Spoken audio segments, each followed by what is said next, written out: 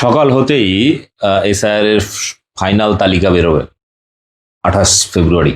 কিন্তু এটা নিয়ে যখন বাংলার মানুষ, হিন্দু মুসলিম প্রতিটি মানুষ যখন আতঙ্কে রয়েছে, সেই মুহূর্তে দাঁড়িয়ে শুভেন্দু অধিকারী সাংবাদিকদের সামনে এমন মস্তানি করছেন, আসলে তিনি প্রচন্ড ভয় পেয়েছেন। শুভেন্দু অধিকারী এতটাই ভয় পেয়েছে যে কেন্দ্রীয় বাহিনী এনে পরিস্থিতি সামাল দেওয়ার জন্য অ্যাডভান্স মানে আগে থেকেই কেন্দ্রীয় বাহিনী নিয়ে চলে এসেছে, যাতে মানুষ গণক্যালপল না দেয়। তিনি বলছেন বিভিন্ন জায়গায় খবর আছে, ওখানে বিডিও অফিস, এটা ওখানে ভাঙচুর হবে ইত্যাদি।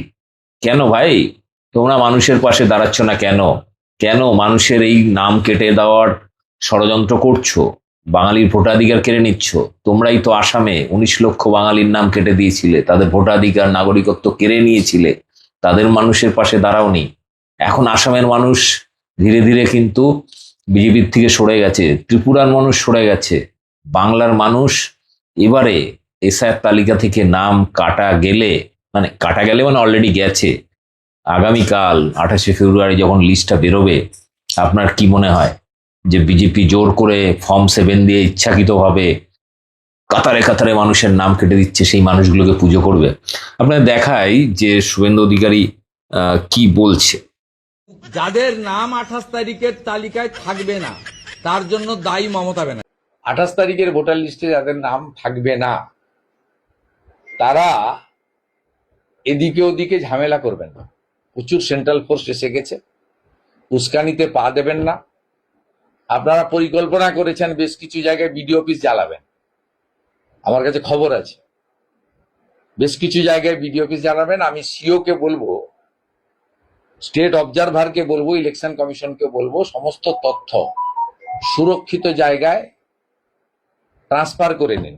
আপনার কি মনে হয় এটা ভয়ের বহিঃপ্রকাশ, না সত্যি সে বাঙালির ভোটাধিকার রক্ষার চেষ্টা করছে, নাকি বাঙালিকে ধ্বংস করার জন্য গুজরাটি মারোয়াড়িদের কাছ থেকে কন্ট্যাক্ট নিয়েছে, যেভাবে আদানি আম্বানির কাছ থেকে কন্ট্যাক্ট নিয়ে নরেন্দ্র মোদী দেশটাকে ধ্বংস করে দিচ্ছে?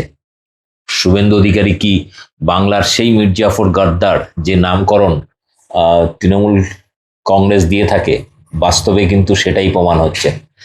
বাঙালির পাশে না দাঁড়িয়ে বাঙালি ভোটাধিকার কেড়ে নেওয়া, বাঙালিকে বেনাগরিক করা, এই ষড়যন্ত্র যারা করছে, কোর্ট যেখানে চুপচাপ বসে আছে, সেখানে প্রতিটি মানুষের অধিকার আছে আত্মরক্ষার।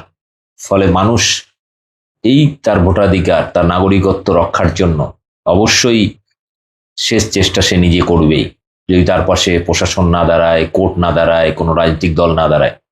ফলে তার ফলাফলটা কি হবে সেটা আগামীকাল 28 ফেব্রুয়ারি খসড়া তালিকা বেরোলেই বোঝা যাবে। আর শুভেন্দুর মতো এই ধরনের গদ্দার বাঙালি বিরোধী জালিয়াতদের কি শাস্তি দেবে বাংলার মানুষ, সেটা আগামীকাল থেকেই বোঝা যাবে। ভিডিওটি ব্যাপক শেয়ার করুন। জয় বাংলা।